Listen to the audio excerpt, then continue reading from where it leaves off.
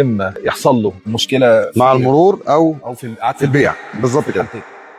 او الحاجه الثالثه وهي الاصعب والاهم اللي هو يقطع ويبدا يحصل له مشكله لا قدر الله تخص الامان بتاع السياره. اكيد. مظبوط الكلام. مظبوط. الموضوع ده هسالك دايركت، الموضوع دوت انت كحد طلعت عربيات كتير ما شاء الله، مئات السيارات طلعت من تحت ايديك بالطريقه دي يعني. الحمد لله. الحمد لله. انت شايف لو انا هعرف امشي اموري وهعرف في ناس بتعرف تكلفت العربيات وممكن تعدم المرور، انهي احسن؟ لا قدر الله انت عربيتك اتخبطت نفس الخبطه دي، تمام بعد الشر عنك، هتعملها بالطريقه دي ولا هتغير؟ سؤال صريح. هو طبعا ده اكيد بيرجع للحادثه نفسها، بس في الغالب في الغالب زي ما حضرتك قلت كده، لو اتجهنا اتجاه للمرور بيبقى في مشاكل، والبيع والشراء بيبقى في مشاكل في القطع. فاحنا خير الامور الوسط. بنعمل ايه؟ اضطر ان احنا نعيد تصليح تاني. هناخد وقت زياده وهناخد مجهود زياده قوي ويعني هنصرف خامات ازيد. مظبوط. لكن في الاخر النتيجه هنحاول ان احنا نخليها زي ما قلنا خير الامور الوسط مع العميل ومع شكل العربيه النهائي اللي هيطلع كويس. هيطلع كويس. يعني هتغير الحاجات اللي انت مضطر تغير لها بالظبط، وتستثني الحاجات اللي هتبقى الاجزاء الجوهريه اللي هتعمل له هو ايه مشكله. بالظبط. تمام. الله ينور يا باشمهندس، كتر خيرك. ربنا يقويك، ربنا يقويك على اللي عندك. الله يخليك. شكرا.